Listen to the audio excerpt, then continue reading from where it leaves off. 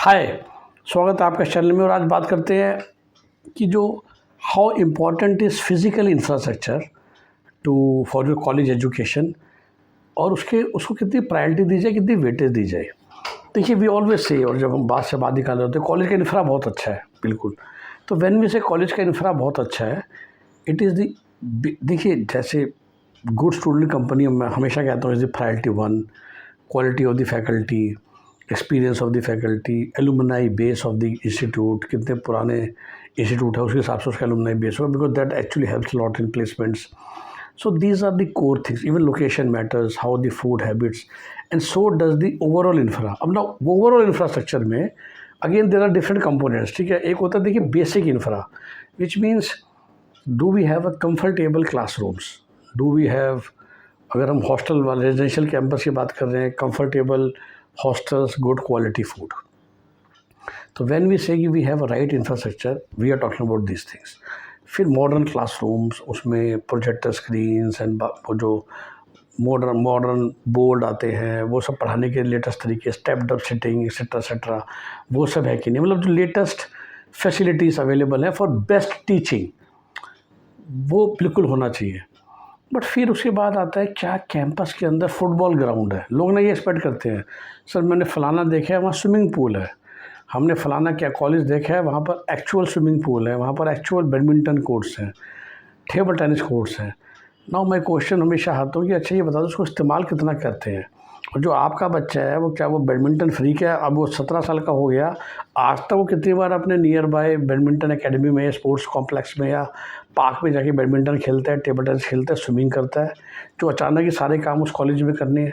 देखिए फैसिलिटीज़ हो बहुत अच्छी बात है, लेकिन ना हमारा डिसीजन इस पर बेस नहीं होना चाहिए.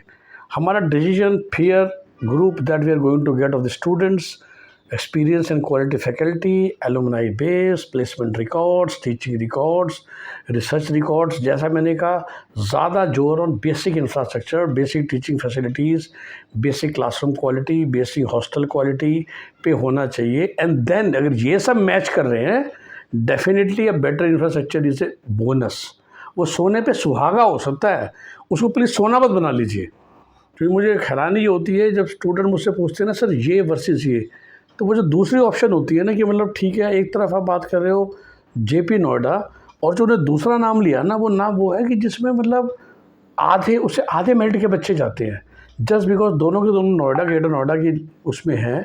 और एक दोनों के हम देख रहे हैं कि शुड बी बिग बिग, मतलब क्या 250 एकड़ का करोगे, क्या खेती करनी है क्या. मतलब कोई कहता है कि हमारा कॉलेज 200 एकड़ का है, अरे वो इसलिए है कि उसके अंदर 50 डिपार्टमेंट है, अपना डीटीयू बहुत बड़ा है, आईआईटी बहुत बड़ा है. उसके तो एक तरफ फैकल्टी रेजिडेंस है, वहाँ आपको भी घुसने भी नहीं दिया जाता. एक तरफ स्टाफ रेजिडेंस है, वहाँ जाके क्या करोगे. स्टाफ के बच्चों के लिए केंद्रीय विद्यालय चल रहा है अंदर, वहाँ आपको मतलब है जाने का. सिमिलरली किसी जगह पर पार्क के अंदर ही लेक है, अरे भाई लेक के किनारे बैठना है रोज़, उतना टाइम मिलेगा कि आपको एज स्टूडेंट. ओलंपिक्स है, स्विमिंग पूल है, क्या हमारे परसेंटेज ऑफ बच्चों जो स्विमिंग एक्चुअली करते भी हैं. तो उसको देख के प्लीज़ डिसीजन मत लीजिए. आपका डिसीजन होना चाहिए जो फंडामेंटल चीज़ें हैं.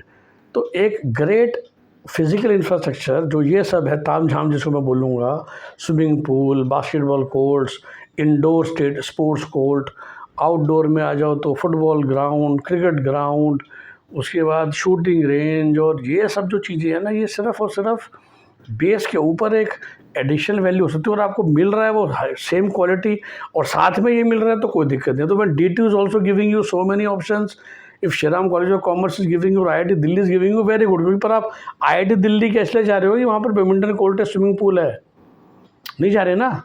या एम्स दिल्ली इसलिए जा रहे हो क्या, मौलाना आज़ाद इसलिए जा रहे हो क्या, नेशनल लॉ स्कूल इसलिए जा रहे हो क्या. तो प्लीज़ जो अपनी एजुकेशन है वो उसके हिसाब से चुनिए. और ये जो इंफ्रास्ट्रक्चर है ये सोने पे सुहागे का काम कर सकता है.